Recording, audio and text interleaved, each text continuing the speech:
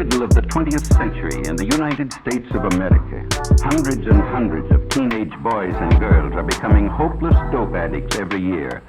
It's fantastic, it's unbelievable, and it's terrible, but it's true. The government maintains 2 hospitals just to treat drug addicts at Lexington, Kentucky and Fort Worth, Texas. It used to be a rare thing for a juvenile to be admitted, but look at these recent figures. And remember, these are only confirmed addicts who have come to the attention of federal authorities. How many others are still only occasional users of marijuana or heroin, morphine, or in some cases sleeping pills? It's pretty hard to estimate. But there's one sure thing. Nobody is going to stay an occasional user very long. This is one game nobody beats. If you use narcotics, before long you'll have the habit, about the hardest in the world to break. And the dope addicts say, you're hooked. Well, how does one become hooked? The simplest way to answer that is to talk to someone who has had the experience. This is the home of Mr. and Mrs. Walter Howard. They just got their teenage daughter back after a 6-month nightmare that even Edgar Allan Poe couldn't have improved on. Mrs. Howard agrees to let us talk to her daughter, Phyllis, when we explain that we could use her case to help others avoid the same mistakes.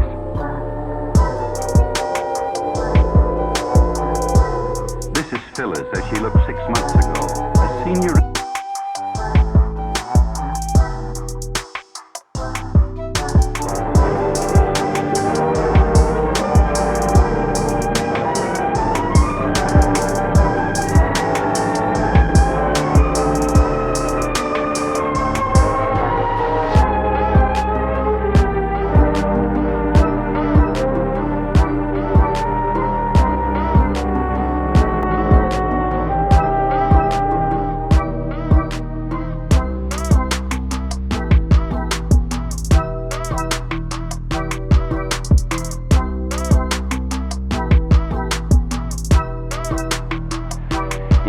Of the 20th century in the United States of America, hundreds and hundreds of teenage boys and girls are becoming hopeless dope addicts every year. It's fantastic, it's unbelievable, and it's terrible, but it's true. The government maintains 2 hospitals just to treat drug addicts at Lexington, Kentucky and Fort Worth, Texas. It used to be a rare thing for a juvenile to be admitted, but look at these recent figures. And remember, these are only confirmed addicts who have come to the attention of federal authorities. How many others are still only occasional users of marijuana or heroin, morphine, or in some cases sleeping pills? It's pretty hard to estimate. But there's one sure thing. Nobody is going to stay an occasional user very long.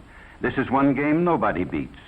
If you use narcotics, before long you'll have the habit, about the hardest in the world to break. And the dope addicts say, you're hooked. Well, how does one become hooked? The simplest way to answer that is to talk to someone who has had the experience. This is the home of Mr. and Mrs. Walter Howard. They just got their teenage daughter back after a 6-month nightmare that even Edgar Allan Poe couldn't have improved on. Mrs. Howard agrees to let us talk to her daughter, Phyllis, when we explain that we could use her case to help others avoid the same mistakes.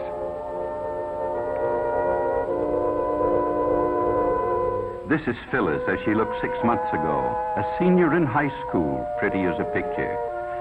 Just recently, she was released from the narcotic ward of the county jail in the custody of her parents. It's hard to believe that this girl is the same as the one in the picture, but it doesn't take long for the drug habit to make anyone over.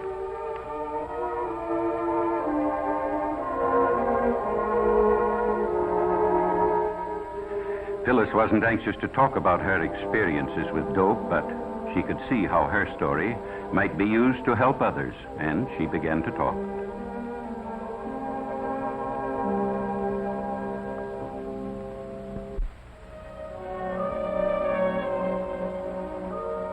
I guess I knew about reefers, that's marijuana, ever since junior high. Some of the boys smoked them, the ones who couldn't get along, who were afraid of everything. You know, The ones with no backbone.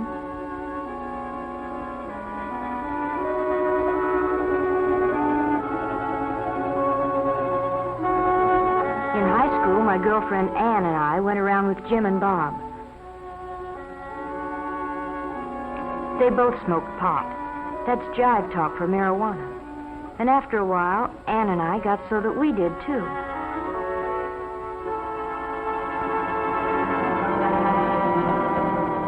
It's funny what it does to you. Everything speeds up to 100 miles an hour. You think you're real sharp, and you laugh a lot.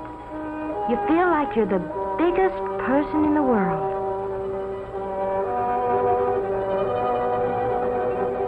But I didn't feel so good when I came home high that night. My dad knew something was wrong, but he didn't know what. Mother was sure her daughter would never do anything bad. I'd been smoking pot for quite a while before I met Chuck. I guess he was what the newspapers call a peddler. He supplied the kids at school with whatever they wanted. Most of them used reefers like us, but some liked stronger things. There was something intriguing and different about Chuck. I guess I appealed to him in some way, too. Anyway, I found out later what it was about him. He had the heroin habit. He was hooked. Chuck and I started running around together, and one night he asked me up to his place. I knew by now he started peddling after he got the habit, so he could get H for himself. He needed a lot because he had a big habit. You know something about hypes? They're like a disease. They don't like to see anybody not using the stuff just because they do. Chuck finally talked me into using heroin. He said it would make him feel better. So I tried it. But I was going to be smart. Just take it or leave it. Nothing was going to happen to me. But before I knew it, I was hooked. Bad. I had a heroin habit as big as Chuck. I hadn't been home in weeks. Oh, Chuck and I were married, but it didn't matter very much. Nothing does. Not when you're on H. All you think about day and night is dope. How much you've got, where to get more, what you'll do if you can't get it. And then they'd got Chuck. They had to eventually, I knew that, but it didn't matter much. Nothing did except H. All of a sudden it hit me. If Chuck had seen the cops coming, he might have got rid of our supply.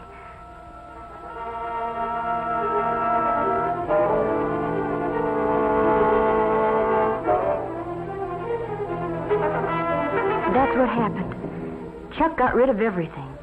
Probably in the garbage disposal. Oh, that's a favorite trick of hypes when they're going to be arrested. But it left me in an awful spot. I needed a fix bad. So bad I didn't care whether I lived or died. And I didn't know whether I'd ever get another cap.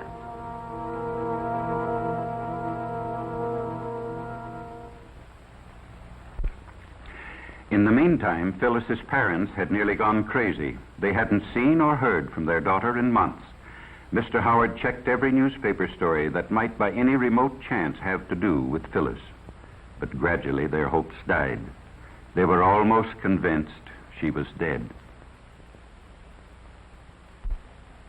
But I wasn't dead.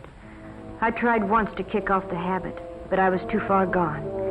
You know, the police say, find a heroin addict and you find a criminal, and that's just about it. If you're hooked bad, it costs about $30 a day for H. Boys get the money by stealing or swiping car parts, maybe by holdups. Girls take up street walking or do what I did, become peddlers themselves. When Chuck went to jail, I used his contacts and peddled dope myself. Sure, I knew it was wrong, but when you're hooked, you can't help yourself. They got me eventually, too, just like they did Chuck.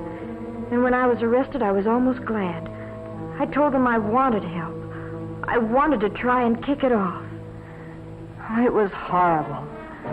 5 days, and I didn't care whether I lived or died. It feels like your skin is being torn right off you, and then you ache all over and get sick and you can't breathe.